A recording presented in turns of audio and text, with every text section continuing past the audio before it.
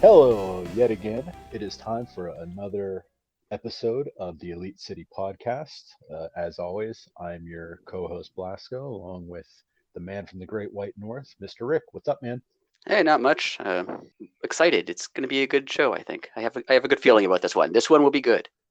Well, that just that Now went I've right now down I've the drain. Yeah, gonna fall apart completely. the internet will explode or something. Two idiots started a podcast and ruined the internet for the world.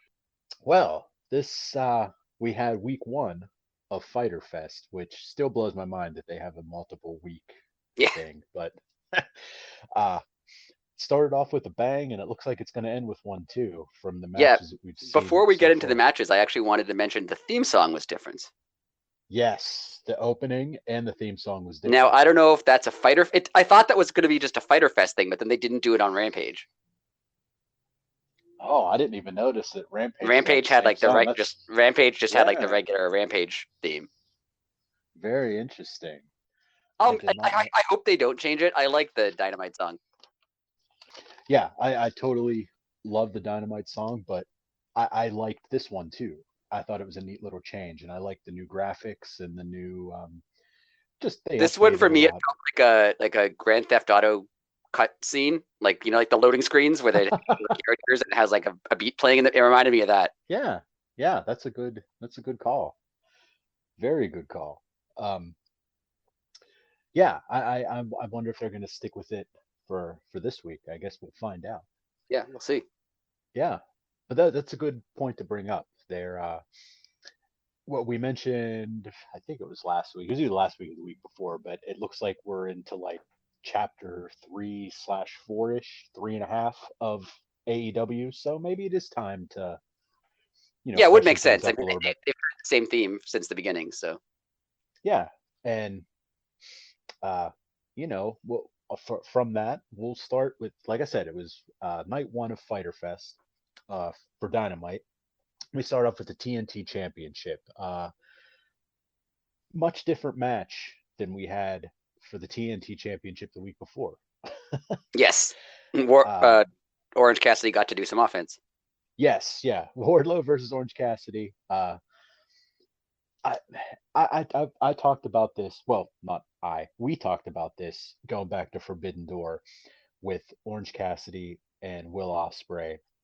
The way that they can make, I don't want to say comedic wrestling because it sounds like I'm jabbing them, but like I'm not. But they take, like, I'm going to Wardlow ripping out Orange Cassidy's pockets. Right. They added that, and it gave, like, okay, yeah, everybody laughed, but it still played well. It didn't cheapen the match. I guess that's what I'm trying to say. Right. They can that use makes sense. comedy, and it doesn't cheapen anything. I thought that was cool. And then it goes along to like Chuck Taylor pulled a chainsaw from under the ring. Was this the second week in a row that not week in a row, but I guess the second time Best Friends have been kicked out from ringside, because that happened against who was it against? Ethan, was it against Ethan Page? It was Lambert that did it, but I forget who they were wrestling. It was Ethan Page, right? Orange Cassidy. Yeah. Yeah. Yes. Yeah. It was Ethan Page, Orange Cassidy. So yeah, second time that. But I wonder if that's leading somewhere. Or I just hope it's a thing that happens every week. Right. That would be good too. Yeah. Like I said, the match had a little bit of a comedic intro per se. Like Danhausen was under the ring at one point. But then, I mean, it was like someone flipped a switch. It was like that first 2 minutes didn't exist, and then they went for it. And yeah, I liked it. I think they had to. I mean, the kind of character Orange Cassidy is and Best Friends are, they kind of had to do something funny. Yeah, agreed. But then they didn't make it the whole match. They switched gears. Yeah, I love. I mean, we throw in our little jabs at WWE all the time, but the fact that one of Wardlow's finishers, excuse me, is called the F10. It just makes me. It just I laugh every time I hear it. Yeah. It's incredible. He hasn't done it in a while. I forgot about it until this week. Yeah, so did I. My buddy John, he texted me during the show, and he was like, "Did they just call that the F10?" And I was like, "Yes, it's 5 better than Lesnar's." uh, Wardlow picked up the win. I thought it was a great match. I thought it had a good flow, a lot of back and forth. Um, the only thing I'm not going to complain because I love Wardlow, but they're going to have to get somebody to at least put a dent in Wardlow here pretty soon Right. because you can't destroy everybody every week. Yeah, now, exactly. now as far as that, who that could be, I really don't know. Maybe like a Brody King, but then that would make Brody look weak. I don't know. Like, Yeah, I don't what's think he your opinion? necessarily has to lose, but No, no, no. he has to Yeah, face some adversity. yes, like totally. He has to be power bomb, kick out at like 2 counts, and Yeah. they kind of did it with Orange Cassidy, but like, I mean, uh, you need somebody the same size as Right. Wardlow. I think like that's what I was kind of getting at. I also wanted to note, have you noticed JR is, I don't know if in character or not in character, respecting Orange Cassidy now? Yes, For a while, he was not mocking Orange Cassidy, but he'd be like, "What is this guy doing? Who does he think he is?" Sort of grumpy right. old, traditional JR. But now he's turned more into you can't discount this guy. He may seem like he's not Yes, serious, but he's actually a really talented wrestler. Like he's turning. And I don't know if that's JR personally doing that, or if that's it. Also seems kind of the direction they're taking the Orange Cassidy character. yeah, I agree with that. That's a good call. It's a good step forward because, like I said, he's like Will Ospreay. He is like the AEW Will Ospreay. Like we saw, Will could be like a tough guy, a badass, and he also can make you laugh, all within like pretty much the same move set. Right. And if You know, Orange Cassidy is going to be, not necessarily main event, but a right? main, showcased on a regular basis, he has to do more than a thumbs up and some little kicks. Like he has to do more. Yes, So now totally. he is, and he obviously can. So it's good. Yeah, I agree with that. It's a nice little, well, going into how we open the show. Like maybe this is Orange Cassidy chapter 2. Found his character in the past couple years. He's like, realized he can get over on television. It's not just the quote unquote bingo hall wrestler. So yeah, that I'm down for Yeah, that. yeah, you're right. Maybe he's growing. Maybe he's expanding it more. He's learning how to be Orange Cassidy and the comedy part of Orange Cassidy in a Yeah. more because AEW is generally a very serious product. Yes. Oh So yeah, he's for sure. learning how to be Orange Cassidy in AEW. Yes. And that, I mean, and it's working very, I mean, Yeah, he was the first guy that, I mean, that was the first AEW t-shirt I bought, wasn't the Orange Cassidy. I think they call it the senior photo shirt, which is the giant right, picture of him on it. right. Yeah, I love Orange, and I'm liking where it's going. Uh, Jericho cut an in-ring promo. This was classic Jericho promo. Uh, he had just pulling some of the quotes out of it. He said, "Being friends with Eddie Kingston is like the worst curse ever." I thought that was fantastic because Eddie sabotages everything, Right. and like Jericho basically said, "Hey, you never know. Like 1 second you're in with him, 1 second you're out with him, and blah blah blah." And having Ruby in the background whenever Eddie responded, I thought that was Yeah, I hope that Ruby has some sort of response, not response, but some sort of gets some sort of revenge on Jericho because like he was pretty dismissive of her, yes. calling her like Eddie's chick, and you better take care of her, and like I want her to do something back. I want her to Oh get yeah, Eddie Kingston's going to get revenge, but I want her to get revenge too. that would be. I never even thought of that. That'd be awesome. well, hey, barbed wire matches. There Yeah, is because they no said the AAS rules. is in the shark cage, but they didn't say anything about anybody else. Right. And that's I love 2.0 when they were talking to Shivani backstage and they were like, well, what about them? Where's they gonna be? I feel like that's gonna be something. Like there's a reason that they're locked up, but no one else is. You're probably 100% correct on that.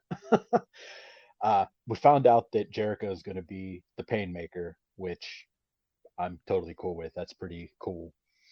Uh, and then AEW did something different that I alluded to a few seconds ago. They had pretty much an immediate response from Eddie in a different promo. It's not like they were face to face. I thought that was really cool that they did Yeah, it I that like way. that, and they kind of played it like Eddie just grabbed a camera and was like, "No, I want to talk," and just like Yeah, yeah, forced his way onto the show, which I yeah, liked. yeah. That was that was great. I mean Eddie's money, uh, Jericho's money on the mic, so I mean don't expect anything less. But this match, I'm still in disbelief that we're getting a barbed wire match on national And they television still in the haven't United quite States. specified what they mean by barbed wire anywhere, everywhere. Because I think it was a 2.0 who asked Tony Schiavone what barbed Yes. wire everywhere is, and then he's like, "I don't know." Yeah. So is that we're So just gonna?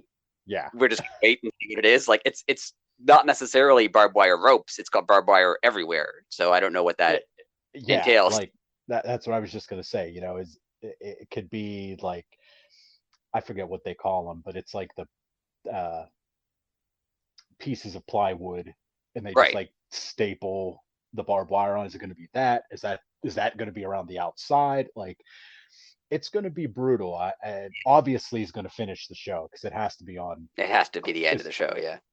yeah, they can't play They that. they I can't know do a barbed wire match and then be like, and coming up next we have Orange Danhausen. Cassidy against Danhausen. Yeah.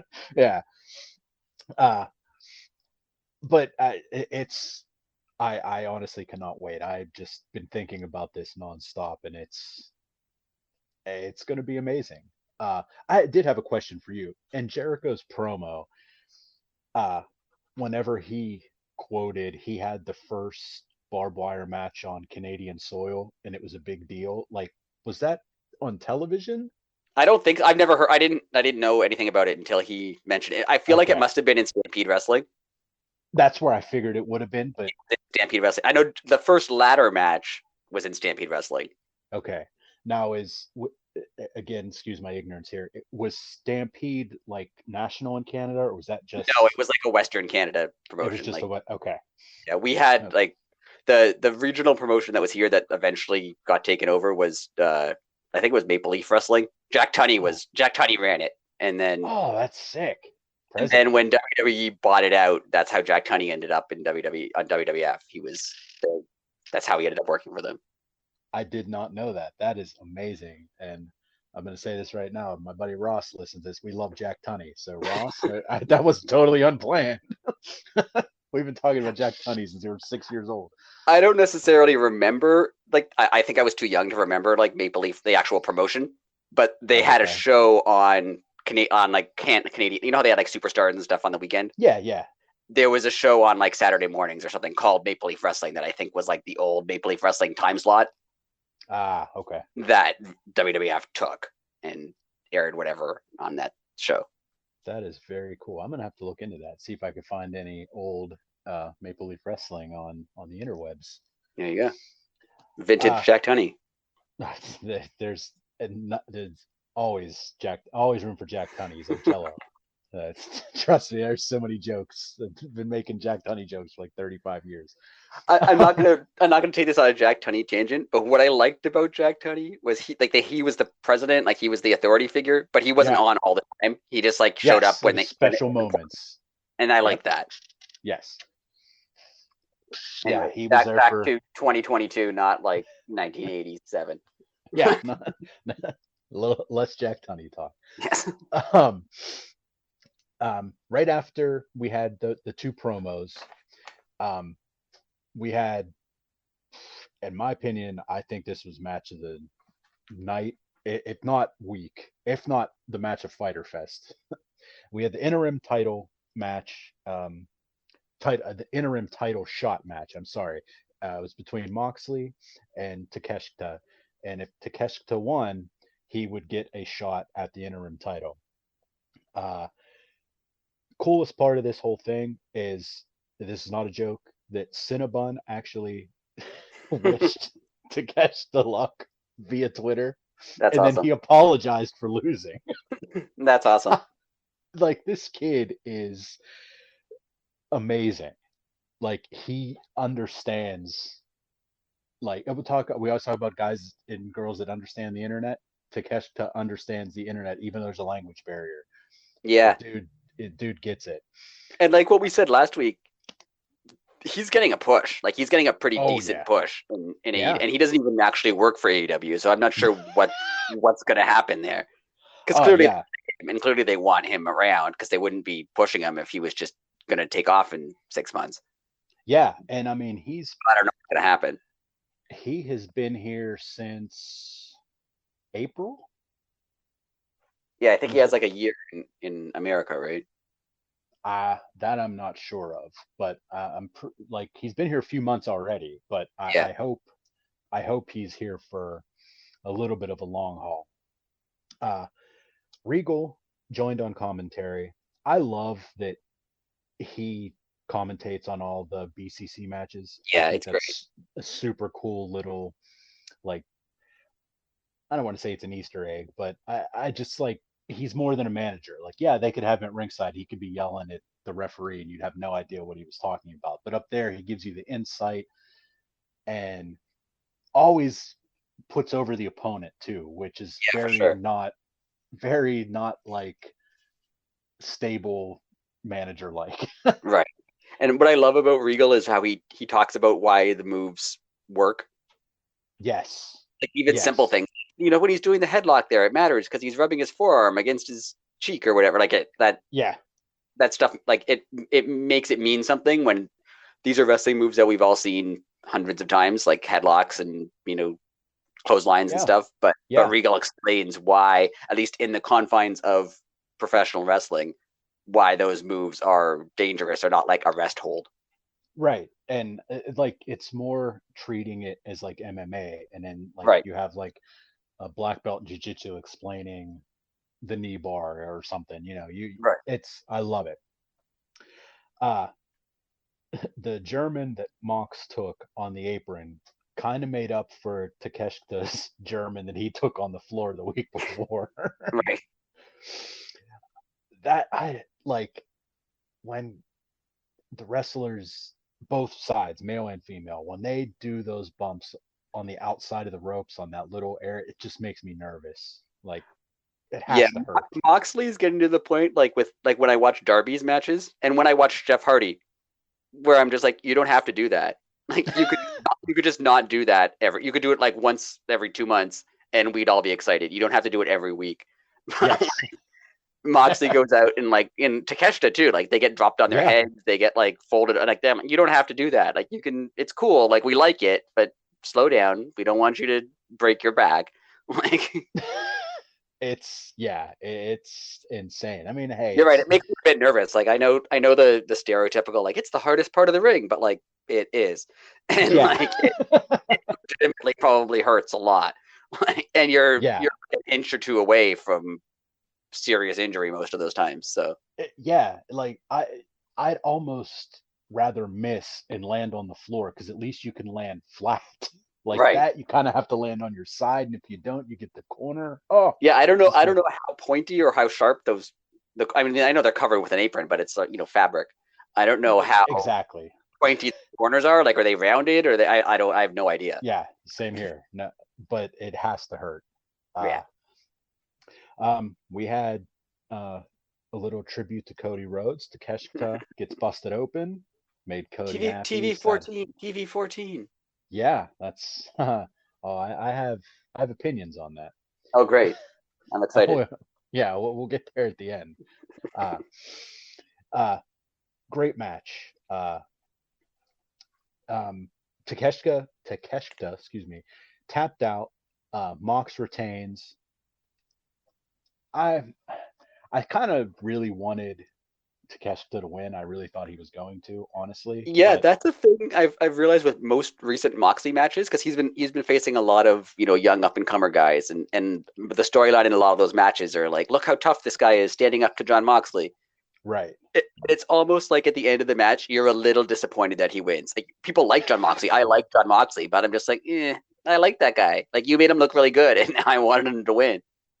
Yeah, and especially I thought Takeshita was going to win because it wasn't for the title. It was for Right. a shot at the title. Like, so I don't know. But hey, um classic Darby Allin uh promo right after that where he calls out Brody King and the House of Black, which we saw a little we saw a result of that a little later. But boy, is this feud going to be something. Yeah, it's gonna be really cool. I'm excited because the House of Black is like both Darby and the House of Black have kind of been just doing stuff for a little while, Yeah, this will be and it's more. it's nice to have Yeah, like an actual focused feud between the two of them. It'll be good. yeah, and it's. I mean, the promos are going to be good. The matches are going to be off the rails. I feel like they're gonna And do a lot of weird like dark stuff that'll be fun and it'll be cool. yeah, I was almost hoping I would love to see like a cinematic match between them, Yeah, like and incorporate Sting and do. Oh, they could do all kind of crazy. Oh, I just throwing that out there. Um, moving right along. We had wasn't as many back to back promos as we had the week before, but again, he's just proven that he's money, and I'm going to hand you the reins here. Christian promo. yeah. I mean, it wasn't the last couple weeks promos. Like it was good, but it wasn't like Yes. the groundbreaking. He set the bar really high, Yeah. and you could only do so much of a promo against Griff Garrison. No offense to Griff Garrison, but like there's no feud there. Yeah. But good promo. Again, when he takes shots at people like Brian Pillman, um, Yep. there's a reason for it. Like he'll say like, your father, whatever, but like I respect your father and I expect that he did this, and like he gives it some sort of meaning. He's not just being a jerk, Right. even though he is also being a jerk. Um, and then yeah, Luchasaurus is just the Kane version of Luchasaurus has been really cool. I like it, Yes. and I know it seems very much like Kane, and to the point where people might be like, "Oh, they're just doing Kane," but like, yeah, why not? That was 20 years ago, and it was cool, and do it now. Yeah. I It was absolutely agree. 25 years ago, wasn't it, when Kane showed up? Oh, that's a long time. Yeah, that was probably like 98, 97, 90, 99, it was 97. 97. So there you go. My God. Jeez. Did not realize it was that long ago. Yeah, it was right before Survivor Series 97. It was the pay-per-view before that. My God. Wow. I've never felt bad about myself till this moment. I I've also never feel bad felt about so myself old. because I know that so well. Like I could probably recite like 1997 wrestling Oh, off yeah, like 100%. I like without prompting, like just go and like in order, just like recall 97, 98 wrestling. But like I don't remember stuff that happened yesterday, but I Oh, remember that. yeah. Well, of course. I mean, that was like his game changer, man. That is. Uh, we had Shivani backstage with the JAS. I thought it was going to be a long and drawn out promo, but it was basically just to have 2.0 yell at Shivani about the shark cage. Like just be mad about it. Yeah. Yeah, like, what's it mean, Shivani? Oh, it's so good. And officially, Daniel Garcia challenged Wheeler Yuta for the pure title at Death Before Dishonor. Yes. Uh, let's go on that because that match is going to be nuts. Like Yeah. I those kind of two, want I kind of want Garcia to win I'm on that train with you. I was just going to because I say think that. he's kind of been not lost, but he's not Jericho. He's not 2.0. Like he's not Sammy. He's like more. He's less focused on recently, and it would be Mm-hmm. cool if he got a title. And I mean, it's not an AEW title, but it's still a title, so it'd be cool. Right. I mean, after you said that, it just kind of made me realize he is kind of like the Wheeler Yuta of the JAS Right. for how Wheeler is in the BCC. Like he's an unknown. He's like, I mean, everybody else in BCC was like big name, huge people. Right. And they're like And cutting Wheeler promos Yuta. and they're, yeah. Yeah. Yeah. And the JAS, like the same thing. You have these big name people and an up and comer young kid, Daniel Garcia. Let him get the Yeah, that run. makes a lot of And sense. yeah, so let them go. That's going to be awesome. Um, we had another BCC match. We had Jake Hager versus Claudio. Uh, again, Regal on commentary. Totally opposite. These guys put on a total opposite of the match that I expected they were going to put on, and I'm loved it. Yeah, it wasn't. It was more of like a fight, like a Yes. a big guy fight than a technical thing. But it was good. It was good. Yeah, I definitely thought it was going to be a technical thing, and it definitely was not. Claudio hit the 619. That was Thought that cool. I've was never seen cool. him do that. I know. I would have been so stoked if Excalibur called it the 620. That's all. It's just one That'd better. be good. Yeah, just one better. Yeah. Right, just one better. Uh, pound for pound, there is nobody stronger than Claudio in professional wrestling. I mean, Yeah, that's why it's. I'm not going to turn this into an anti WWE thing, but he's one guy who, like, not one guy, one of the guys. I honestly don't get why he wasn't a bigger deal there. Like, he's everything that you would, that especially WWE would want. Like, he's a big, strong guy who can throw yeah. people around. Yep. Like, I I don't, mean, I don't get it. I'll just agree with you because I don't understand it either. I mean, I'm glad he's in AEW finally. Yeah, and he's doing great in AEW. Like, Oh it's yeah, been I mean, great.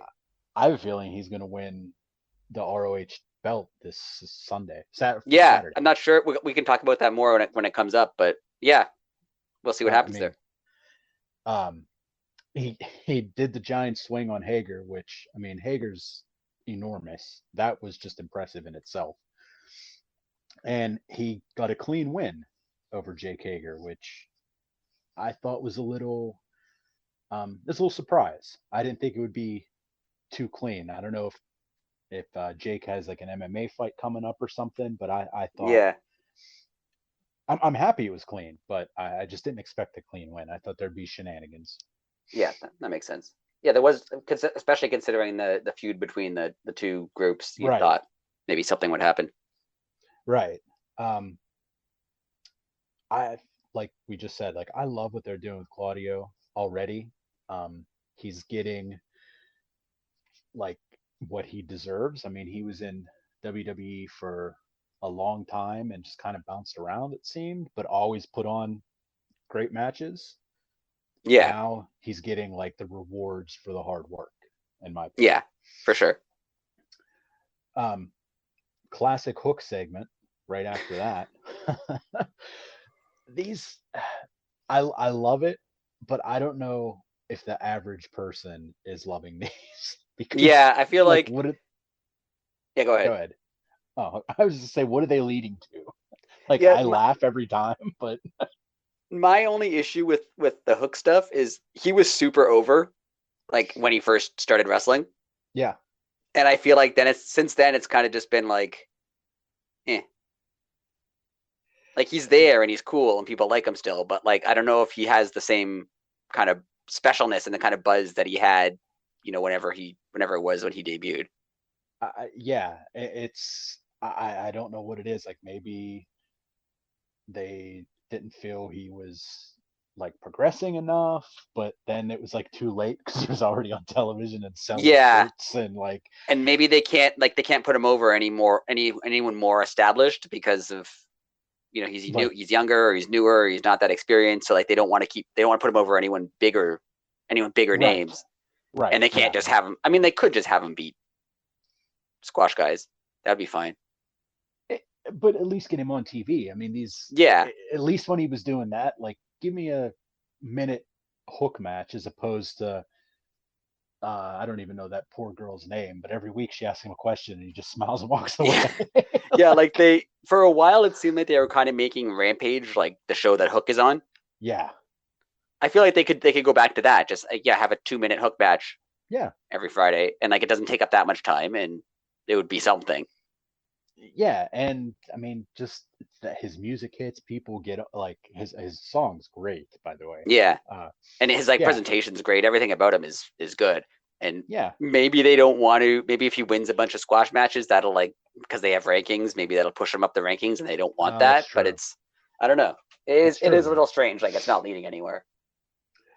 But I mean, Tony Khan has proved timeless, or not timeless. He's proved time and time again, excuse me, that he always has a plan. So this is Right. probably And there leading are to things you think something. aren't leading anywhere that lead somewhere. Yeah, Yeah, maybe they're wait. Maybe someone's injured and they're waiting for them to come back. Like he has a plan involving a particular roster member yeah, who's not around right now. yeah. Like we'll see something. We'll be like, oh, and then that made that 2 minutes we talked about that pointless. Right. um, Serena Deeb versus Anna Jay, and Anna Jay's hometown, by the way. I thought that was cool. They gave her um, a pretty high profile match late And they in the didn't card too. immediately humiliate her in her hometown like they would in another in And a certain other company. yeah, yeah, Again, I'm not absolutely. just trying to. I don't want AEW to be the taking shots at WWE, but like, yeah, you don't need to constantly humiliate people in their hometowns. No, I totally agree with you. Serena Deeb is like we talked about. Claudio being the strongest pound for pound guy on the roster. I think Serena Deeb is on the same level as Danielson, if not maybe even above him a little bit. Yeah, she's really good. She is really good, and it proved how good Anna Jay was in this match because she went with her. Like they went toe to toe. It was solid match. Yeah, I mean there were a couple of points where it seemed like Anna. I mean Anna Jay's young and hasn't had that many matches, so there were a Right. couple of points where she seemed a little lost. And Serena Deeb is clearly significantly more experienced than her, so I get Yes. that if you're trying to go at the same pace as someone who's done this for 10 years longer than you have, I get it. Yeah, absolutely. But they pulled it together, like it worked Uh-huh. out. And when you're in there with someone like Deeb, she just made it work. Like you were saying, like Yeah, it was in the one corner, like Anna kind of looked confused, and then Deeb just it was a simple little like elbow shot to the stomach, and then she like kind of put her like in like a headlock type move, and she probably just told her, "Calm down, we yeah. got There was one. this." There was one other move where she kind of like, seemed like they was supposed to be. I forget what it was now. Like it was supposed to be like a sunset flip or something. Then it kind of got messed up. Yeah, But yeah, Serena Deeb's experienced enough to just go with that. yeah. You just you whisper in her ear, "Don't worry about it. On to the next. We're moving." I don't know if Don't. that's going to be her role. I mean, I just looked up her age. She's 36, so she's not that old. Like she's not old. Like she could Right, do this right. for much longer. But she's also not young. I don't know if that's going to be her role in AEW, like the person who can be dependable and always be there and like pull out a good match with anybody, or if she's going to get pushed higher than that. I think she's winning the belt this Sunday. Yeah, I think it's pretty certain. Yeah. Like she wins the match and she doesn't break her hold, which I can't think of the name of, and I didn't write it down because I was like, oh, I remember that. I Nope, think it's no idea. Serenity Lock. Is it the Serenity Lock? It's what it's going to be called because we're going to write that down. There you Uh, go. yeah, she wasn't breaking the hold, and Mercedes came down to save Anna, uh, and they kind of had a little stare down, and that's what made me think, oh, okay, now we definitely have a there's a clear line of who the heel and who the baby face is. Right. And I definitely think Serena takes the belt at Death Before Dishonor. What do you? Yeah, I think almost certain. I'd be very surprised if she didn't. Same here. Jade backstage. Stokely Hathaway is, as much as I love Jade and the baddies, Stokely being like the mouthpiece of the baddies is hilarious, and he's Yeah. good. Yeah. And like I mentioned last week, I like that no matter who Jade hires, she eventually gets annoyed by them. Yes, and it's the best. Like at the Uh, beginning when she hired Stokely, she was like she loved him and she was all like he's great and happy with him, and yeah, now she just kind of like, what are you doing? yeah. Like really, we're doing this Yeah. again. Yeah. She's here again. The interim baddie situation is Stokely so eloquently put it. Is like that needs to be a T-shirt. Just have all Yeah, them on it and just say the interim baddie situation. I know they stumbled upon this. Like clearly this wasn't on purpose, but Right. it's it's so great. Oh, it's It's hilarious. It makes sense because that's what she is. Yeah. And it's just good. I hope that when who's hurt? Red Velvet's hurt, right? Yeah. I hope that when she comes back, she fights her for the interim baddie role, and the winner becomes a permanent baddie, and the loser has like their baddie record scrubbed. They're a baddie with an asterisk. That would be so amazing. I want to see that. I do want to see that too. Now I have a slight theory here. What I think is going to happen, you're going to have Chris Statlander and Athena challenge Jade and they're just going to leave it open. Just say, hey, one of your girls, and Right. Layla Gray is going to step up, and she's going to be like, look, Jade, this is going to be, trust me, I'll prove to you that I'm part of this. Well, she turns on Jade halfway through the match, and Jade actually gets pinned, but it's in a tag match. So I could see that. Yeah, that's my call on what I think is going to happen down the road here. That would be cool. That would be super cool. Because then, like, it doesn't affect her perfect streak because it's not a singles match. It'd be like her streak would be ruined in tag matches, but she could be 0-50 in tag matches and still be the champion. Right. So that's what I think they're going to do, and that gets Layla Gray over. Obviously, Jade would be very mad at Stokely. It puts some heat on him.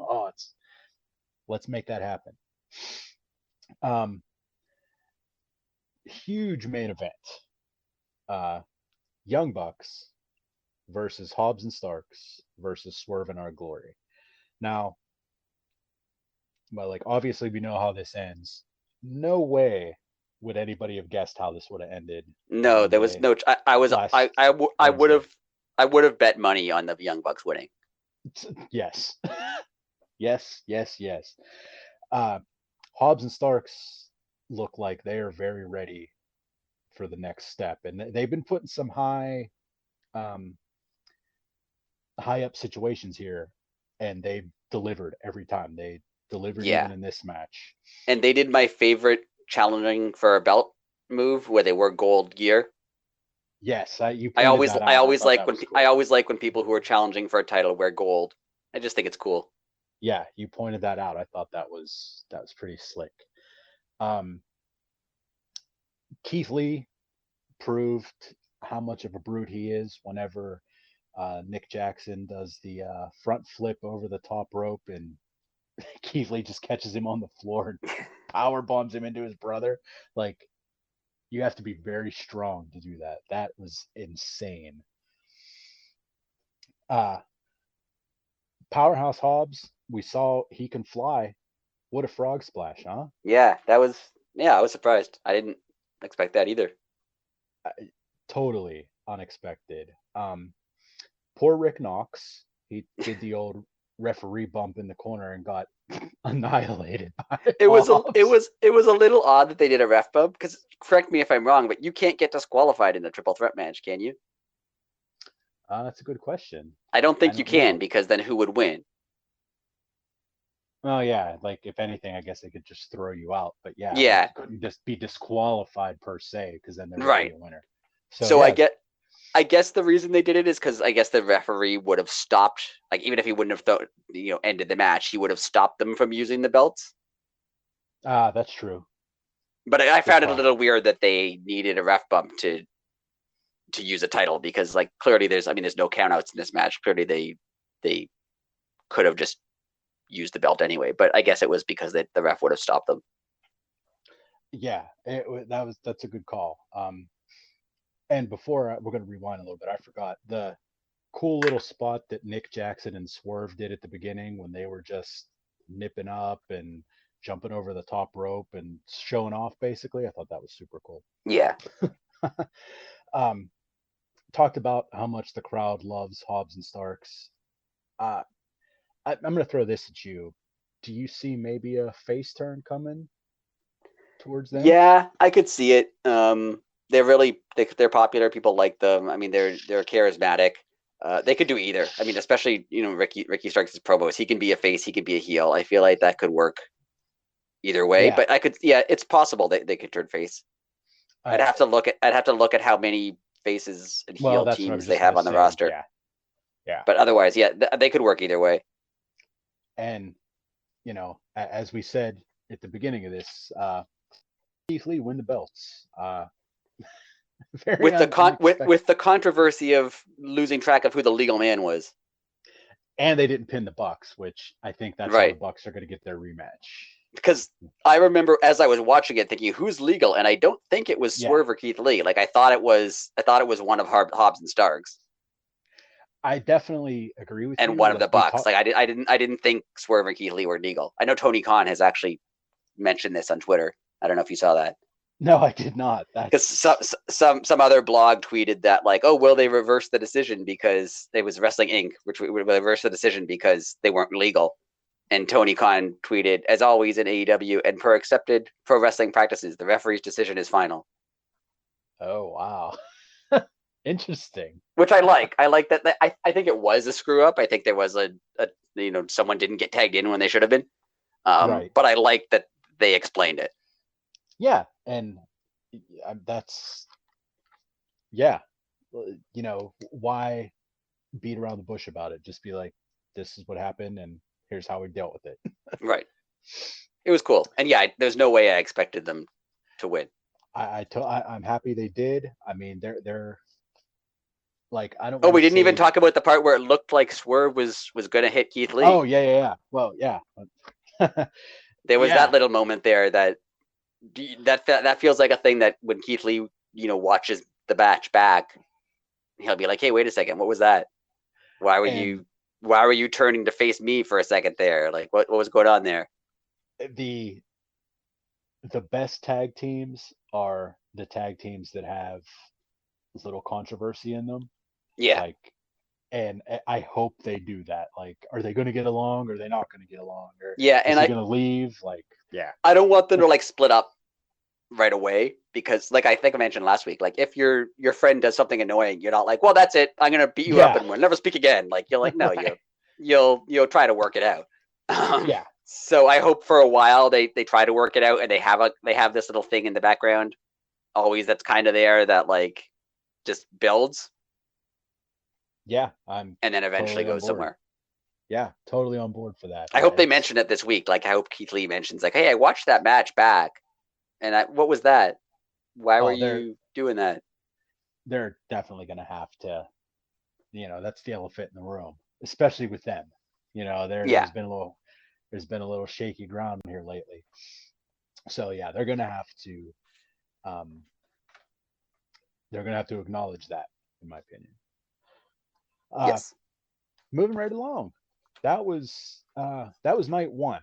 Now night two of Fighter Fest happened Friday on Rampage, and like I didn't even put this in the Dynamite notes, but on Dynamite, Silver and Reynolds challenged Malachi and Brody, the Kings of the Black Throne, to a match for Friday. So that's how this match came about. Yeah, I like that little additional. Like, there's a reason for the match. They challenge it, but not just making Yeah, it. Like, there's a. Yeah, yeah. that was cool. Um, Brody King is a monster, like legit. Like the Yeah, dude and they're doing is a good job of showcasing that. yes. I see people online, they complain that the House of Black isn't used enough, blah blah blah. But in my opinion, I think that's all part of Malachi's plan. Like he wants them to be special. He wants them to be like an attraction. Like when the House of Black is there, it's like, oh, House of Black's here. Yeah, Like and there's also the reality of, I mean, everyone can't be used. Everyone can't be exactly. everything all the Yeah. time, and when they're another example of they use their TV when they get TV time, they use it and it matters. 100%. 100%. Which is much better than even if you're on every week, but you're not doing anything interesting. Like it's better to be on not all the time, but you're interesting Right. when you're there. Right. Kind of like Hook. Yeah. And I like that Dark Order got on TV just so people will stop complaining about how Dark Order's not on TV enough. That was good. Yes. Well, going to that, the next line of the notes is everybody loves John Silver. That dude is the most over dude in the company. And Yeah, I mean, I like Dark Order. Like I like them, but like just the complaints of like, why are you pushing whoever when you could be pushing Dark Order? I'm like, but come on. Like Dark right, Order's good and everyone likes them, but not everyone's a main eventer, and they're not main eventers, and that's perfectly fine. yeah, They that's have like a role that people like to see them in.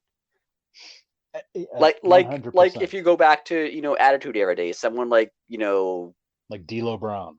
D'Lo Brown or Too Cool, like they're Yeah, not going to be in the main event, but they're going to do something, and it's going to be entertaining, and that's yeah, perfect. Like not everyone's in the main event, but the role that they have, they do a good job at it. So that's what Dark Order does. Like they're over, people like them, they get the crowd involved, they get the crowd excited, and they have their job, and I'm pretty sure that they know that. oh yeah, and they're probably grateful. I mean, they have a steady paycheck.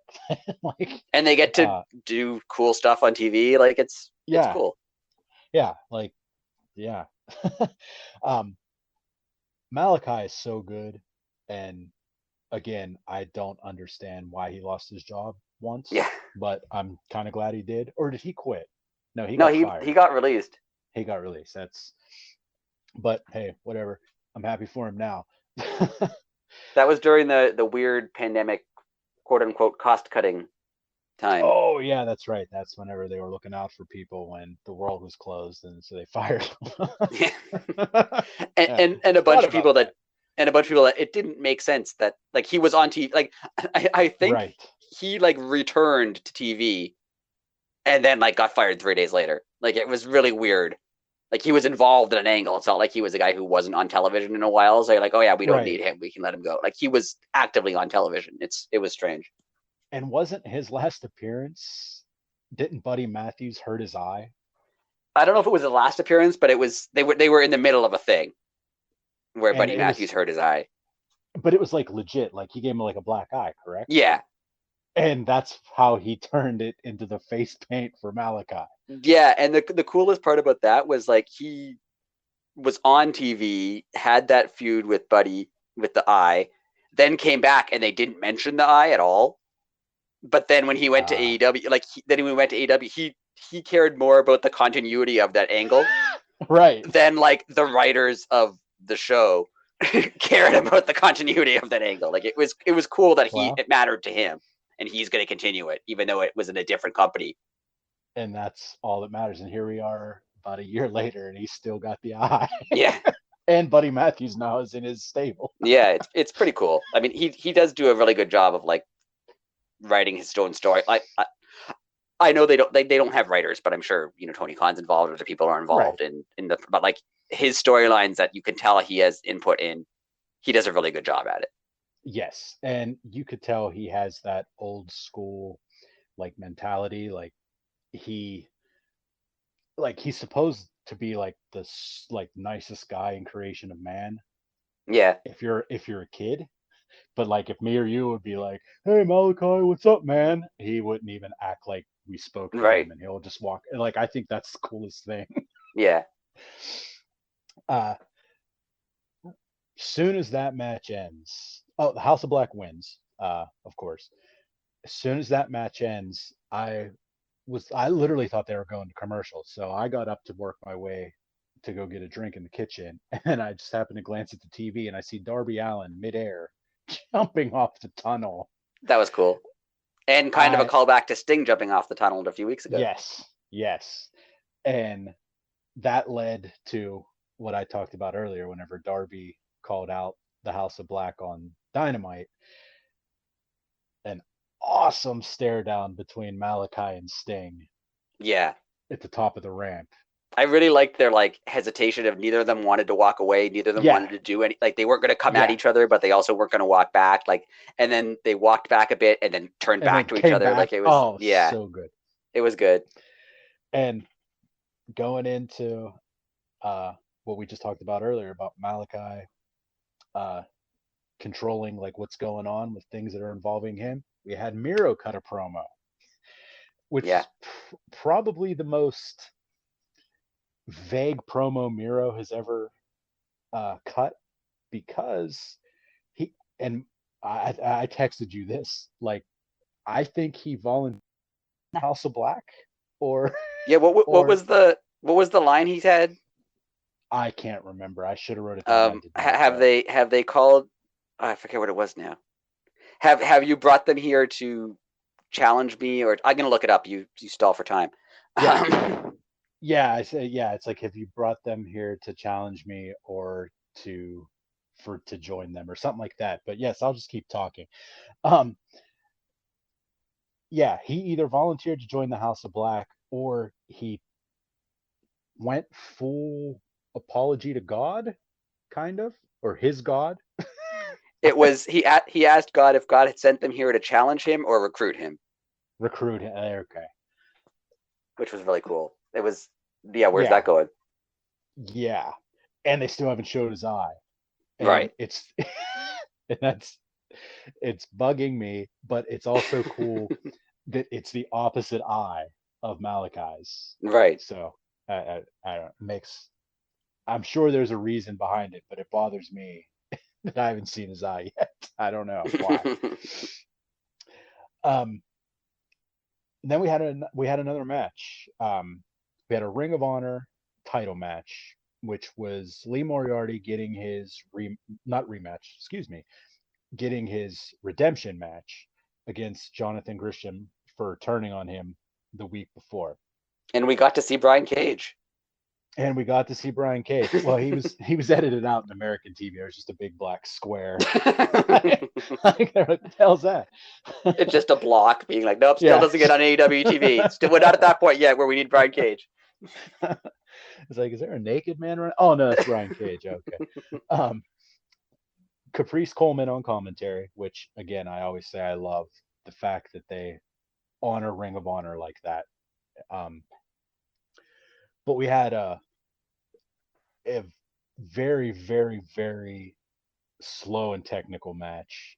Uh, I think these guys were born to work together. It was so smooth and so well put together. Very, very well done. It was pay-per-view quality match in my opinion. Yeah, I was actually until they announced what the match at the pay per view will be. I was surprised this wasn't the pay per view match. Yeah, and yeah, well, it makes sense why it's not, but here we'll find out. Uh, Grisham retains. Uh, so then Shivani runs down to the ring and tries to get a response from Grisham on why he did what he did. And so well, this was so like 80s wrestling. Claudio's music hits, and then he Yeah, just stood there. No mic in hand, yelling, screaming, demanding a match. Just stood there. And then 10 seconds later, Tony Khan signed Jonathan Gresham versus Claudio for the belt at the pay per I, view. I like how they act like. First of all, they act like Rampage is not taped, and Yes. I like how they act like Tony Khan is just sitting there in the back, going, "Oh yeah, make that match." Yeah, yeah. Yeah, he's out there. Well, come on. Let's give the fans what they want. I think I that this love was it. probably what they were going to do with Claudio initially. Like this was the plan Yeah, absolutely. before Danielson got hurt. The plan was Ab- to just have him be the surprise, like be a surprise challenger, not necessarily a surprise the day of the show, but surprise like announced a week before or something like that. Like yeah, yeah. Like maybe this match happens and then Grisham is talking to Shivani in the ring saying, there's nobody here worthy of me, blah, blah, blah. Then all of a sudden, right, Claudio's music would have hit. And then, oh my God, who's that? Oh, it's Claudio Castagnoli. yeah, but still cool, still works. Super cool. Super cool. And then, uh, I want your opinion on this. The Christopher Daniels segment. uh, Was it weird to you how, like, I mean, I understand there's history there, but just weird how he called out Jay Lethal? Yeah, it seemed like it came out of nowhere, really, especially because Jay Lethal's involved in a storyline. Yes, yeah. And then, like, you of course you have Caprice Coleman say, "Oh, well, in 2005 they had a an unsettled Right. feud." Like, oh, And okay. and Christopher Daniels kind of explained it, being like, I know you have a thing with Samoa Joe, but like it's a little weird. Yes. Um, I think it's there to put Christopher Daniels back in ROH, but a 100%, hundred it was a percent. little odd. Oh, I just thought of it. What if what if Daniels joins Tully Blanchard? Oh yeah, I Ooh, could see that. ooh, oh, because then I mean, oh, I don't even want to go there. Well, we're gonna go there real quick because you have Jay Lethal with he's with Satnam Singh and Sanjay Dutt. So okay, it would make total sense. He challenges him, and you know, Tully, offers him, a spot in his faction. Yeah, let's go. Yeah, I really want ROH to have a show at this point because now they have some stuff going on. They've kind of Yeah, established who some of the wrestlers are. They've kind of established, who's feuding with who's doing what. Like I want them to have a show. and I think we're gonna find out Saturday. I keep Yeah, wanting to maybe say they'll Sunday. announce it. Maybe they're waiting for the pay per view to announce something, and it doesn't necessarily mean like these guys can't work for AEW as well, Oh because I'm yeah, sure they will. absolutely. Like Yeah, Claudio's not going to ROH exclusively. Like he's going to go back and forth. Like I'm assuming a lot of them will. oh yeah. But I want ROH to have whether it's a YouTube show or a streaming show somewhere or something. Like I want them to have a show, or give them Rampage if they can't get another show. Like make it ROH Rampage. Yeah, that would rule. But like I said, I think we're gonna find out at the pay-per-view. That would Uh, make sense. Chris Statlander and Athena versus the Renegade Twins, who I love the Renegade Twins. They're like the past year and a half, they've been uh, on Dark and Elevation. They've gotten very good, and I was glad to see them make like the big show for once, even though it Yeah, was a it's total it's a cool squash. little thing. Even though they get squashed, it's a cool thing to be like, Yeah, we recognize that you've improved. yeah, you put the So work in. Here you go. yeah, Uh, so total squash, and then you had Jade and Kira Hogan run in and clear the ring of Statlander and Athena. And this is where my theory of you're gonna see Stat and Athena make the challenge maybe this week. Um, yeah, because it's got to go somewhere. Because like we mentioned last week, it's a little odd that they're both going for the title. Like they can't both go for the title. yeah, So it has to result. I mean, it has to go to a tag yes, match. That makes the yeah, perfect sense. That makes perfect sense for it to be a tag match. and like I don't want to say they're running out of time, but you know they're kind of I don't want to say dragging their feet either, but it's like just make the challenge already. Like you Right. could say the match is in 2 weeks or something, but Right. yeah, like quit beating around the bush and just make the challenge already. Yeah. Um, I thought the next segment was a little weird. Like we're not going to sit here and say that everything AEW does is great, but I thought they totally dropped the ball with the Gun Club explaining why they left the Acclaim. It didn't even make sense what they said. Yeah. It was a little odd. it was like oh, family is stronger than friendship. Okay, well, like that is true, but Yeah. It was a like little weird. that's They not a didn't. reason. Yeah. It was a little strange. uh Other like than it, maybe just because they turned on Paul White like a year ago, oh yeah, I forgot about that. Yeah, and Billy hit him with the never chair. really explained that. Like maybe the Gun Club's thing is they turn on people. Like yeah, but it's a little weird, Yeah, especially because they didn't mention that again. yeah. I just thought that it was not done well. I don't know. And then I Max think that Caster, who clearly should be upset, like rapped. It was a little yeah, odd. yeah. I The mean, I whole know that thing rapping was is his thing, and it's good, but like it was a little. the whole thing Hopefully, was this goes somewhere more interesting than this. yes. But we did learn, or the second that uh, dumpster fire was over, we learned that Lee Moriarty gets Dante Martin this week. Now, is that was for Rampage, right? I believe so. Yes. Okay, I thought so. That match is going to be amazing. I mean, I I can't even begin to. That match is just going to be off the rails. Good. Yeah, it's going to be Limo, good. like one, whoever wins that match is like that. That's going to be the start of their like next. I don't want to say push because they're both up and comers, but they're going to be on a different level after that match. Yeah, and I want to see them do something with both of them, because I mean they both had good matches. They both done a lot. Dante kind of got a push for a while, and then I understand the situation. Like his brother came back and then got injured again. Right. Like it was a little odd. And I know there's, like we've said a million times, there's only so much TV time. There's only so many pushes they can give. But I would like to see both of them involved in something a little bit more. I totally agree, and I hope this is the stepping stone that's going to get us to that. Yeah. Surprise main event. Not that Private Party doesn't deserve it. I thought it was very cool that they got booked in the main event against the Lucha Bros. Yeah, and apparently the Andrade still manages them.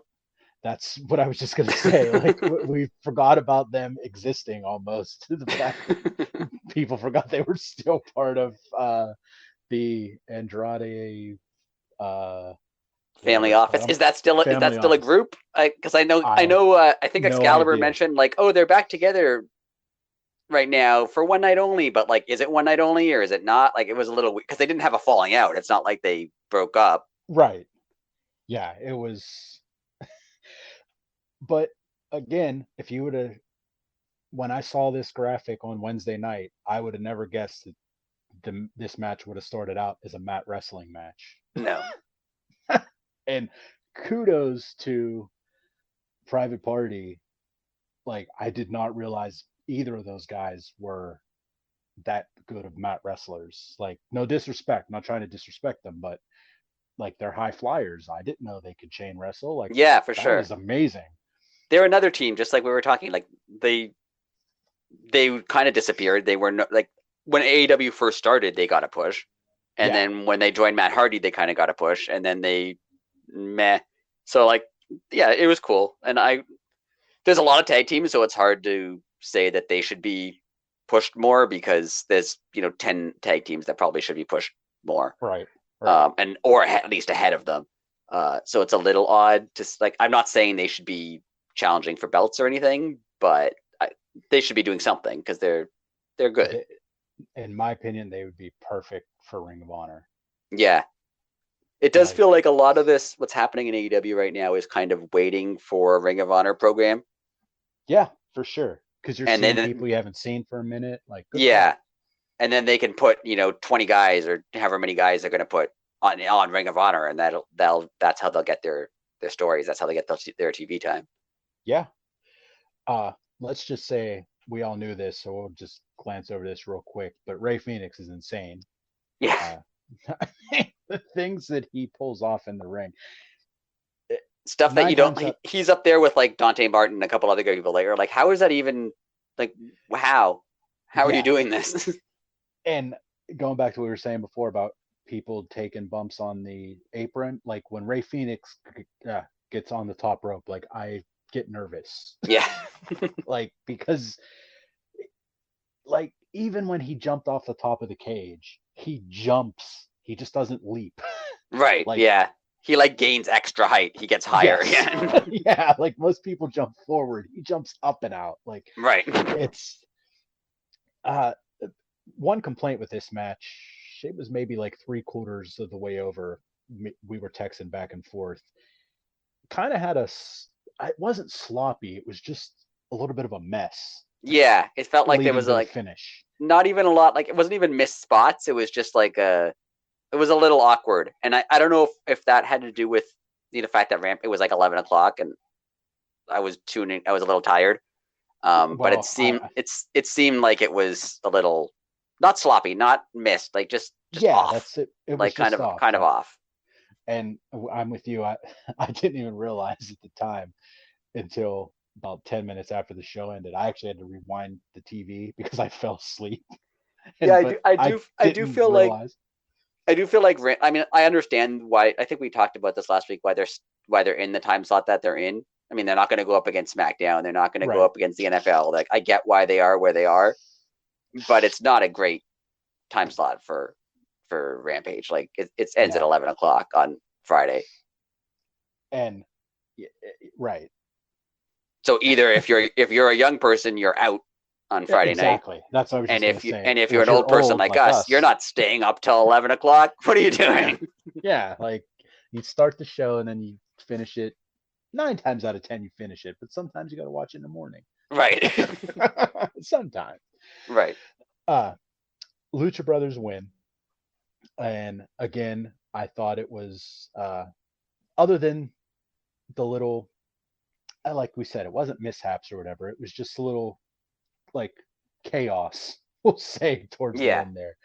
Uh, all in all, fantastic week of programming, and we still have 2 more nights of Fyter Fest, which include a barbed wire match and a bunch of other matches that we have Brody King and Darby. That was announced. I think just over the weekend that was announced. Yeah, it's one of those things where like I get to Dynamite airs, and then like, oh yeah, I forgot that they were doing that. That's cool. Like Yeah. there's so much going on. Uh, well, it has become that time again. It is time to rant, Rick. All right. You want to go first? You want me to I go have like first? I have a rant and a half. So it's two Sick. separate rants, but one of them is short. Okay. My first rant is they announced All Out for Chicago. Correct. And I hear a lot of they do a lot of shows in Chicago, which they do. Mm-hmm. And as someone who's in Toronto and would love to have AEW come here, I get that you want AEW to be in your, like when there was the rumors of All Out possibly coming here, like I was super excited. But like everyone's seen the crowds in Chicago. You've heard the crowds in Chicago. You've seen how fast they sell out every time. Of course they're gonna go there a lot.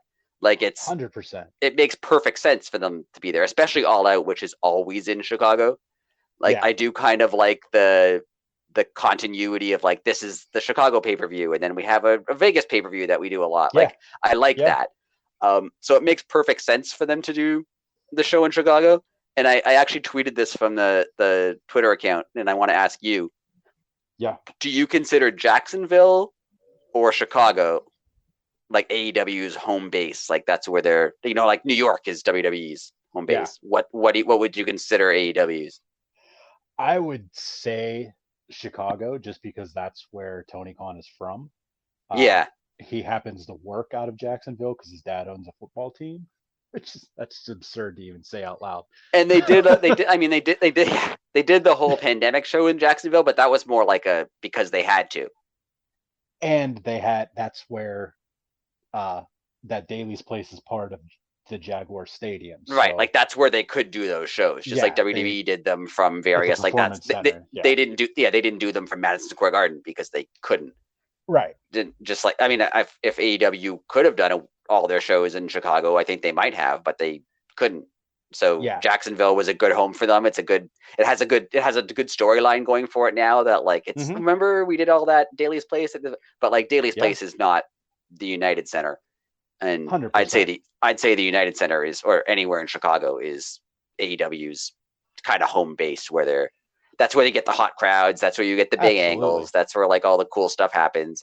And I totally get that. And I like that. As I said, like someone who wants AEW to come here very, very badly.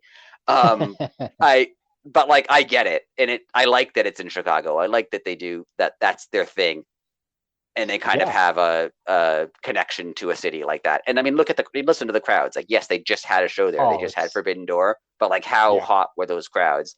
And I don't know what ticket sales for All Out are like, if they've even started yet, but I'm sure it's not even a big arena. I'm sure they're selling it out. Like I'm sure it's going to be sold out right away.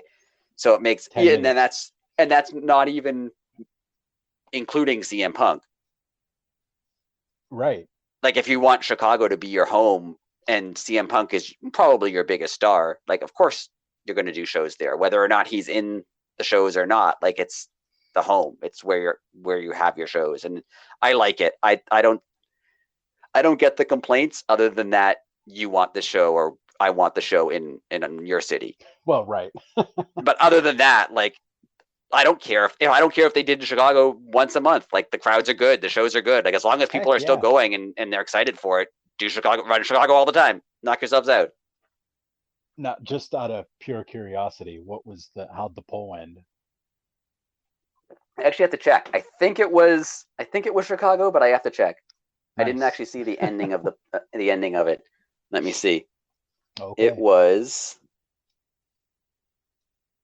no Jacksonville, 60% Oh, Jacksonville, wow. Well, 32% 60-40. Chicago, Oh, okay. and Oh, eight there was percent somewhere else. 8% Yeah. somewhere else, which I think was just people I was just gonna saying say, yeah, who the hell voted for them? trying to be the opposite because like where else would it be? Right. Like, I yeah. guess maybe Vegas, but not really.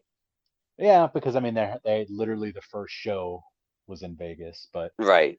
And but that another doesn't reason, I mean, you say Chicago is their home is that's where All In was, which is yes. kind of the birth of AEW. Not really, but it's where it came from. Right. So yeah, Interesting. that's my mini rant Mini on rant. why I think Okay. it should be in Chicago. Your turn. All right. My turn. Okay. Well, I said I was going to talk about TV 14. Yes. And we all know why I'm going to talk about it because the evil corporation WWE. I'll probably get a cease and desist for that. I'll probably get fined. Um, WWE claims that they are gonna go TV 14. Actually, starting tonight. Tonight's the first night I they're think they pushed supposed it to. back. I think they were going to do Oh, it this week, and I think good. they've moved it. Yeah. Oh, because why couldn't you just let people swear a week earlier? But Right. regardless, this this this is my opinion on why they're doing it, and it is the biggest scumbag move of all scumbag moves, and it's so gross. Uh they're doing this because of the people that they're now hiring, aka like personalities. They Right. went to TV 14 so somebody like Logan Paul could still run his YouTube channel, even though other people that are on that roster aren't allowed to have them. And Yeah, that makes sense.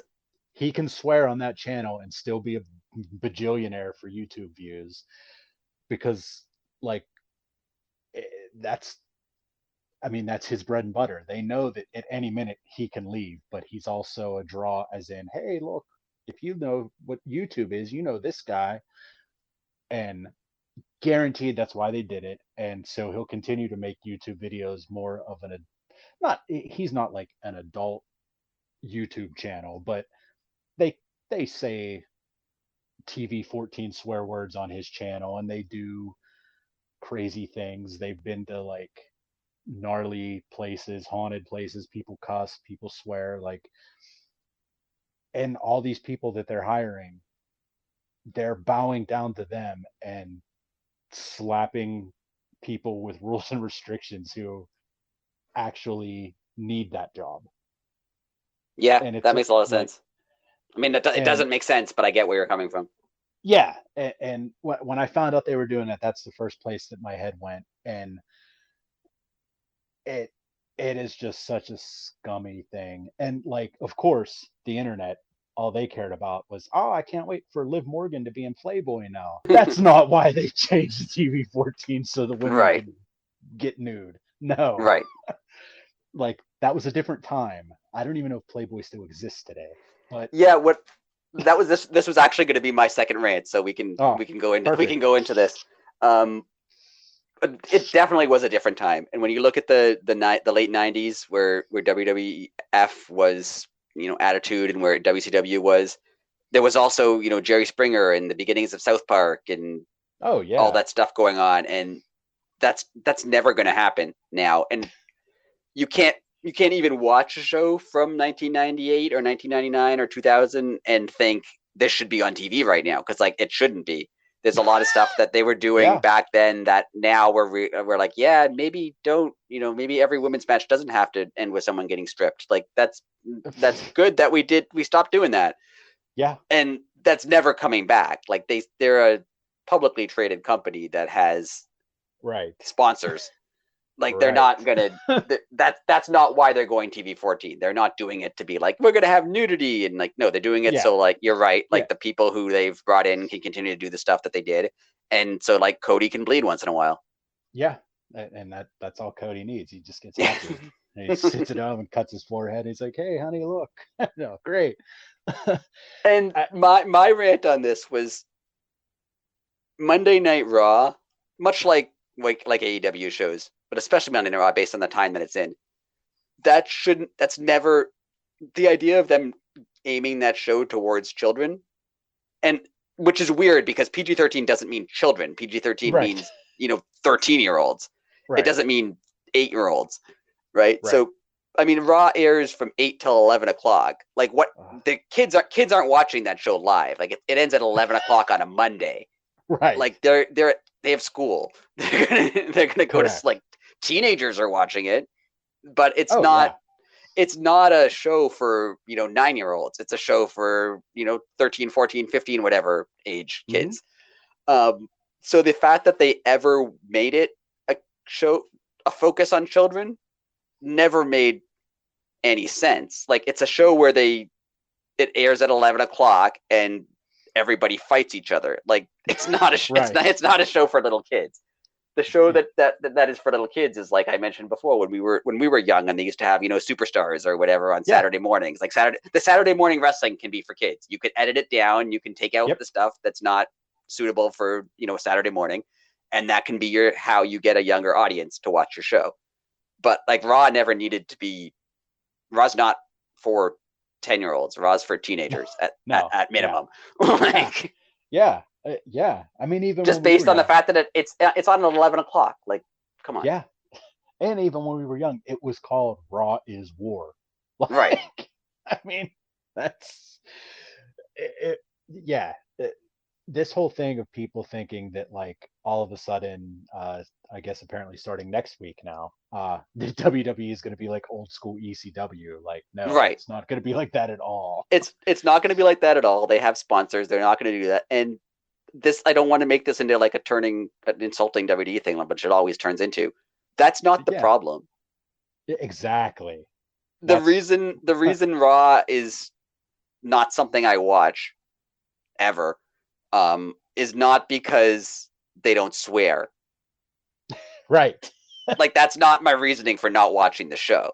The reason I don't watch the show is because it's not interesting. The stories don't go anywhere. The characters are boring. Like, there's a lot of reasons, but none of I feel like they used the fact that it was PG as like a crutch to be like, oh yeah, we could do a lot more stuff if we just weren't PG. But, like, no, you could do a lot of stuff there's a lot of movies that are PG and they're still interesting movies. Like, you don't have to swear or, like, bleed to be interesting. So that's not the problem. And having them bleed once in a while is not going to instantly make the show better. I feel like it might make more sense because it's weird that a show geared around two people fighting each other, they can't swear or bleed. Like, it's weird to have that. Like, I think sometimes AEW does too much with the blading. Like, not as much now. That actually, no, they still do. I think they blade maybe too often. But it is a show about fighting and hitting each other with steel and throwing each other into chain. Like, so, I mean, someone should be bleeding. It doesn't make sense to not have that happen. Correct. And you don't have to do it every week, but, like, it always seemed weird when, like, two grown men in a wrestling ring are like, I'm so mad at you, I will beat your butt next week. Like, yes, he's a 30-year-old man. Like, he's like, like, I remember me and my buddies one night, we were talking about it, and, like, someone said something like, could you imagine if you were, like, at a bar one night and, like, two drunk guys got into an argument and was like, dude, if you don't shut your mouth right now, I'm going to take you outside, whoop your butt. Yeah. And, like the rest of the bar, like, we were like, yeah, everyone would beat up that guy, like, just for talking like that. So in that sense, maybe the show will get better because it'll make a little bit more sense. I still think you need the storylines. If you just have people come out and swear every once in a get, right. The problem is not, like, this, like, there's maybe this will be the start of it, them being able to realize that we can write stories. But if they do the exact same show they do now, but someone swears sometimes, it doesn't matter. Like, it doesn't. I could totally see it being that. Like, it's the same show, but somebody every once in a while says a bad word. I won't even say one, but right.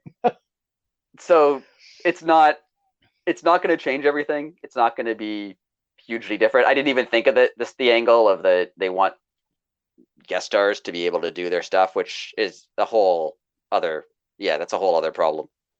Yeah, and like I said, and that's, to me, that's why it's scummy, because they're allowed to have that because that's quote unquote their livelihood. Oh, Right. okay, but you're not allowed to start a Twitch channel and play video games because why? Like, Yeah. like what And I we're don't even think. I mean, some people were saying that the change to TV 14 is because of AEW, which I don't even think it is. Maybe I could see that a little bit if you watch the two programs side by side. You might oh, think there's definitely a difference for there's a sure. definitely, but I don't even think the difference is necessarily like the restrictions that PG puts on you aren't that great. I mean, they're not TVG. It's not geared towards Right, 5-year yeah, olds, right? Like, I right, mean, they can still do a lot of things with a PG 13 rating that they're not doing, and right. it's not the rating that's the problem. It's how they having to call everything a championship title or a championship title opportunity. Like that's what makes it sound weird, right? Like Yes, yeah, coming out and saying, "I will challenge you at the next premium live event in a championship title opportunity." Like that doesn't sound like a human being. Like nobody right, speaks like that. yeah, So unless they get rid of that stuff as well, it's still going to come off as weird and like not seem realistic, not seem like they're real people. Whereas like someone like an AEW, like I know sometimes their things don't work. Sometimes a promo doesn't work or an angle doesn't work, and sometimes they don't explain something, or sometimes but they all seem like actual people. right. Well, and that's like real life. Like, Right. things don't always work out in your favor, or you'd be like, oh, today I'm going to water the garden and your hose breaks. Like sometimes that just happens. Right. Actually, I think Jericho does a lot of weird rants, and some of them I don't agree with. But he went on one recently about when people chant UF'd up at people, which I think I've mentioned before. Yeah. And he was like, first of all, wrestling is hard, so Yes. don't do that. Second of all, real professional athletes, like you'll watch a hockey player skate and they'll lose an edge and they'll fall down Yep. because that's what happens in sports. Like people Yeah. miss shots sometimes, people Yeah. screw up, like it happens. And to expect it to never happen in wrestling is weird because wrestling's supposed to be if you're believing in the story, it's supposed to be a sport. You're right. So people screw up in Right. sports. Like people mess up and they don't do what they're supposed to do. So it seems more realistic, actually, not less realistic, that there's screw up sometimes. And we talk about this all the time too, about back in the day. That all stems from the ECW crowd. Right. Like they enjoyed destroying people. Right. And I was one of them people. I mean, Right. when ECW would come to town, I was there and I was chanting everything that they were chanting. Right. And the things that we got away with chanting were, talk about a different time. Holy mackerel. Yeah. And again, that's not coming back, nor should most of it come back. Like that's never going to happen. No. You're not going to get the stuff, Yeah. even not ECW. You're not going to get the stuff that, Val Venus or DX or Sable would get away with Yeah. in 1998. And like for good reason, things have changed. Like society's Yeah. different, people are different. So to Yeah. think that like, oh, next week it's going to be the Attitude Era, like that no, it's not, Yeah. and it never will be. That was a specific time. Which actually, if you watch the very 1997 Raws, they were PG. Oh wow, I didn't even realize Like that. Raw only switched, I think, in like late '97, maybe early '98. Like for a while, they were still PG, and they Oh, just now that you say that, I do remember that because I remember Bret Hart had a problem with it going a little more mature. yeah. So like it I was do around remember like that. '97-ish that they Yeah. changed. Like, but they was I mean that was after Austin showed up. I mean, if you watch, I've only watched this because I noticed it just by fluke. I was watching like the old Raw intro, like the first. Remember when they first changed to Raw's War and they had the intro in Hmm. like the warehouse with the stuff blowing up? I was watching it Yeah. on YouTube once, and it was off of somebody's recording of the show, and in the corner it says TV PG. Like it was PG at that point in Wow. time. That's So nuts. I mean, maybe they pushed it a little too far, but they could still do things that they're not doing now. It has nothing to do with the rating of the show. It has to do with the way the company is run and the way the writers write the programs. Yep. And that all comes from them being, I don't want to say forced, but having a board of directors that'll be like, no, hire Hollywood script writers. They can tell good stories. Like, no, you need somebody that understands pro wrestling, aka an old pro wrestler writing the Yes. stories. The weirdest thing to me still is this is going on for a while now, but the weirdest thing to me is the verbiage that they use. Like I said, how everything has to be, they have to use the proper terminology. Yeah. Like that's odd because that's not how, I understand it's a branding thing or whatever. And if the announcers said that would make perfect sense. Like if the announcers always called it a championship opportunity, like fine, they're in the storylines. They're the company, right? They're like when you watch an NHL game, the people calling the game are the responsible ones, right? But like the athletes themselves shouldn't have to follow those guidelines. Like the performers shouldn't have to follow those guidelines. True. That's good. And it makes it sound odd and not realistic. Well, like I always say, that's why they're done hiring indie wrestlers and they want to create their own quote unquote sports entertainers from other outlets so they can train them and, like, it's a negative word nowadays and I'm trying not to use it, but groom them into being what they want. And that's exactly what they want. They want something where someone's just going to come in and look at it as like a role that they're playing. They don't want someone like, even someone like Danhausen. Like Danhausen owns his face paint. He owns like his voice. He owns the whole character. WWE doesn't want that because they can't make money off of it. But it's not even, it's like, it's worse than the ownership thing, because it'd be one thing if they scripted and they told you everything you're going to say and they scripted your promos and they wrote them out for you and they owned your name and they owned your character, and like that would be one thing. If the stuff they were writing was good. Well, that's true. You know what I mean? Like when you're if you're an actor and you're, Robert Pattinson and you're playing Batman, he clearly doesn't own Batman. He has no ownership of Batman. True. He didn't create any of this. He's reading a script that someone wrote for him. But it's just they wrote a good script, so it sounds good. And whereas like like in the universe that he's in, he's a believable Batman. But when you write a script for someone that they're all using buzzwords and verbiage and quotes, and like it doesn't sound good. It sounds like it's poorly written. Like that's the problem. And that's not going to change anytime soon unless they do a drastic overhaul of how they present their shows. Agreed. That's why we'll just agree with that, because I know I kind of stole your rant there, but that was actually it was my planned rant as well. So yeah, well, it was the big news of the week. I mean, and that's what like people our age have been asking of them for like the longest time. And I read something funny online. Someone posted or tweeted, I can't remember. They're like, yeah, we'll believe this, just like we fell for the one time you said you're going to start listening to the fans. Right.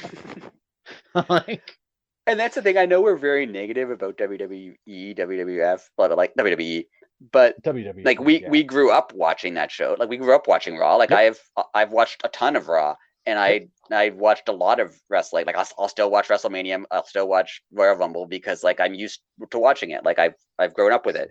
So like if better than me, if it was good, I might watch it all the time. But it's not. So like it's not that I. Yes, especially because of recent things that have come out in the news, there's a lot of negativity towards the company, and that makes sense, and there should be. And maybe I don't necessarily want them to succeed because of those things, but there is always a part of me that's just like, I watched the show for a really long time, and I wish it was good. Like maybe it would be cool if it was good again.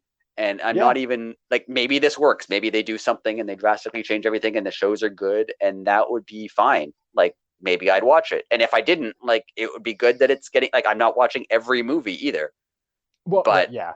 it's good that they're good. Like, I'll hear about a TV show and be like, I've heard that show's good. I haven't watched it, but like, it's good that it's good.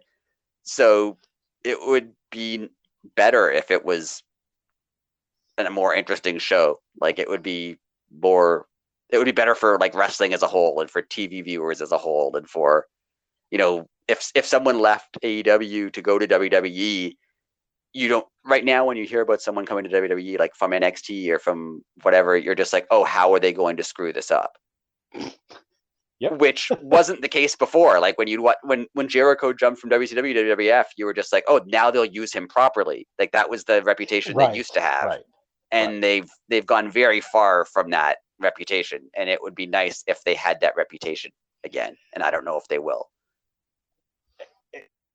Like you said, something drastically has to happen to Vince. That's the bottom line. Right, Like because he's Vince, still head of creative, so all the stuff that goes yep. on the air is him. So And he holds all, like, he holds majority votes too. So uh if the board votes one way, he can outvote that. right. Like So it's like that's so unless he stupid. chooses to leave or something bad happens to him, You're right. he's not going anywhere. And so I can't Mm-hmm. see it unless he gets a complete 180 change of heart on how he's going to run this company. I can't see it being drastically different. I think the reason he went to TV 14 and gave the wrestlers more freedom and all the stuff he did in the late 90s was because he would have got out of business otherwise. And I mean, it's the famous quote.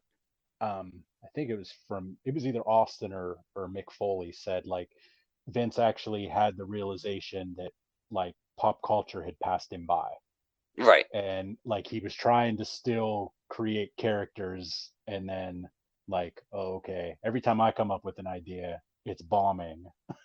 Let's Right. maybe let these guys and girls do their thing. And then that was basically the birth of the Attitude Era, as in, you didn't need to be like Rick the Destroyer. You could just be Right. yourself, turned up to Right. 20. Like, Right. But and I I think mean, the reason he did that was because he had no other choice. Like, WCW was crushing them at the oh time, yeah, I mean, you had to and do something and drastic they were too. running out of Correct. money. Like, they would have Yeah. not survived being what, and like, but right now, like, even if you can say the TV program isn't interesting and the shows are boring and whatever, like, they're making more money than they've ever made before. Yeah, they're So still there's raking it. Like, no reason for him financially. Like, he has no reason to actually change unless he wants to. He doesn't have to do anything. Like, the board of yeah, directors because, yep, financially are happy with the financial outlook of the company. Like, he has no reason to change unless he just thinks he wants the show to be different, which I don't think he does. I think he has billions of dollars. Like, he's probably very happy with himself. yeah, and like, just imagine, like, putting anybody else that's a CEO of a company in his situation. They probably, like, probably wouldn't even believe it was real. Like, that, oh wait, you mean you have a TV show that's, like, does average, but like it does good numbers, but like not fantastic numbers, and Right. like you're not selling out every show you're doing, and like this is down, this is down, this is down, but you're making record profits. Like, how the hell Right. are you doing that? Like, Yeah, and for that reason, I can't see him changing. I think he changed in yeah, the like, why 90s would because he was losing money. He was not financially successful yeah, and and wanted if to be. And now he is financial. So why would he change? yeah, Realistically, like, why would he yeah, change? He's why would making, anybody? Like, yeah, if I could just sit around and do literally absolutely nothing and make billions of dollars, like, why right. would I And just try be to do like more financially successful than you've ever been before. Like, yeah, you yeah, just keep doing it. yeah, I would just be like, well, I'll catch you guys on the other side. I'm Yeah. gonna ride this one out here, Yeah. like. So yeah, it is what it is. But uh, do you have any closing remarks after that was an awesome rant, by the way. Yeah, that was a long We rant. I'm sorry for the length of that, but I no, enjoyed it. we both needed it. It had to be said. Like, I mean, you made a good point. Like, WWE slash WWF, like, that's what we grew up watching. We grew up on the Attitude Era. So people thinking that that's going to come back. Nope. Yeah, the Attitude Era is But not coming back, and that's not the problem. yeah, it 100% is not the problem. It's yeah. Like the weirdest thing, and it's weird to turn this into a WWE versus AEW thing, but the weirdest thing is like before he was injured, Cody was probably their biggest star for like the couple months he was there Oh before yeah, he got hurt. Like he was a for big deal. sure. He looked like a big deal. People liked him. Like, but Hmm. they just took what Cody created and what AEW created and put it on their show. And Yeah, because that's they hadn't like screwed with it, it came across as a big deal. It came yeah. across as something cool and something different because they hadn't messed with it yet. But I feel like their process messes with stuff. Oh yeah, because uh, dude, man, Vince's ego is the size of Texas, and it has to be his way or no way. Yeah, So he like they knows just what's hadn't best. screwed with what Cody came up with yet. So Yes. Well, it that's was the working. word. So people Yeah. liked it. But Yeah. would that have lasted? Like would they have started changing it? Would they I was very surprised that even his intro where he says, wrestling has more than one. I was surprised that they put They wrestling in didn't. there. They didn't I'm change the sports entertainment. Come yeah. on, that would have been great. That would have been I would have really actually funny, given him actually. credit. Yeah, I would That actually would have give been him really credit. funny if they did that. And in a uh, totally different voice, so like it was like a blatant like. yeah. But I mean, I get why they didn't change him because first of all, that was probably the contract he signed that he has Oh more yeah, freedom than a lot of other yeah, people. And second of all, I think the reason they did it was they wanted to show people who are in AEW right now, hey, if you come over, we're not going to screw you. We're going to yeah, let you be yourself. And maybe they would let Cody be himself, or they'd probably let Jericho be himself, or if CM Punk for whatever reason came back, they would let them, but they're not going to let like everybody Lee do that. Moriarty would never Right. sign with WWE and be himself. And have creative control and get to do what Yeah, he like that's not happening. yeah, Or even someone like Orange Cassidy, like they're gonna give the biggest stars some freedom, but they're not gonna give everybody that freedom. yep, totally which agree, man. which which was the conspiracy theory I heard, which is reading far too much into this, that they're going TV 14 because they want to lure MJF over when his contract expires, and the only way that he'll come is if he gets to be himself. So, but like they're not going to change their entire program for anyone, I don't think. But see, even if MJF isn't signed, even though I think he is already, Yeah. the like it's not just about letting the guy swear. Like Right. MJF as his character, the first time he would flip off a little kid or knock a drink out of someone's hand ringside or rip up someone's sign, like the board of directors would and sponsors would go Right. bananas. Yeah, the reason Cody works there is because Cody's character is super good guy. Yeah. So it works. Like if he was coming out and, doing something offensive, that they wouldn't let it continue. They let it continue because he's comes out and waves an American flag and talks about his Yeah. dad. Like it's a WWE character. Yeah. It works for them. It works in their show. But yeah, I mean, MJF wouldn't. yeah, he just like even Attitude Era Austin, like all he did was make fun of Vince and Right. talk about Vince and slander Vince. Like he wasn't. I mean, every heel calls like, "Oh, this town with a bunch of stupid people in it." Like Right. that's not what MJF would do. Like, I mean, he was calling women names and children names, and Right. like they could never have that on USA. Yeah. On I shouldn't say on USA. The channel could have that. Yes, you could never have that in WWE for it being publicly traded. Like Right. people would literally melt down because that would drop stock prices instantly. Right. And like they have spot. I mean, when Brian Danielson, Daniel Bryan choked out, I think it was. I don't It remember who was it was. Justin It Roberts. was Justin Roberts. There you go. Yeah, Um, that's they with his they tie. got yeah, that was a problem because the sponsors got mad. Like the sponsors don't Yeah, want to be affiliated with that show, which I get. Like WWE, yeah, the way it is now, like it makes a lot of money because they can get top tier sponsors because they're not going to do yeah, anything that's going to offend the sponsors, yep, and so it makes them a lot of money. But yeah, you're not going to have Mattel or whoever their sponsors are advertising right after MJF is, insulted someone's mom. Right? Like it's not gonna. Right. Yeah. Even the stuff that Christian's doing wouldn't fly in WWE now. Right. And like, not that what Christian's doing is like, we always say like it's not the classiest, but Right. he's putting reason behind it, but that still wouldn't fly. They'd be like, no, Right. it's a Wasn't television it show. Didn't Domino's get mad at the Nick Gage thing? Yeah, but from the pizza cutter. Yeah, because the pizza cutter aired like that. I think that was on purpose. It has to have been. It had to have been. That they went picture in picture, and he had a pizza cutter at the same time. An ad for pizza was like that's Yeah. too. It worked out too perfectly. Yeah. I think that was on purpose. But like, yeah, that's not going to fly with a big sponsor. Like a big sponsor isn't going to want to have that. Like WWE will always be more profitable at this, the way they run it now, than AEW would be, just based on like sponsorship and things like that. Like AEW may sell out more arenas, they may sell more pay-per-views, they may sell more merchandise, whatever. But they're the sponsorship wise, they're not going to get the same sponsors that a family-friendly, very controlled show has. Exactly. And that's what is making AEW more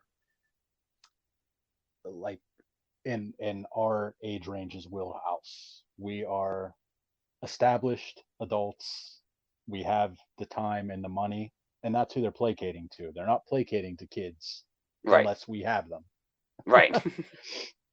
And well, I've been meaning to ask you this, so I'll throw this at you.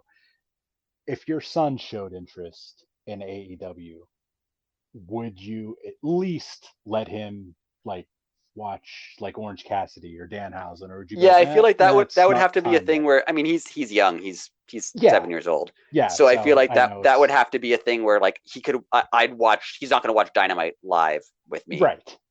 But I could see, I'll watch it and I'll see what is suitable, and then you can show him on YouTube the next day. You can show him the clips, right? Like that could be something. But like, yeah, the live show. That's why, like I said, why it never made sense that Raw was for kids, because just even based on its time.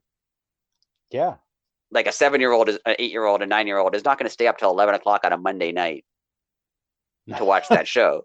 Like they're not. So if you want to get a young audience, I understand the appeal of hooking a kid, like wanting a kid to start watching your show, because then they'll watch it their whole life. For life, yeah.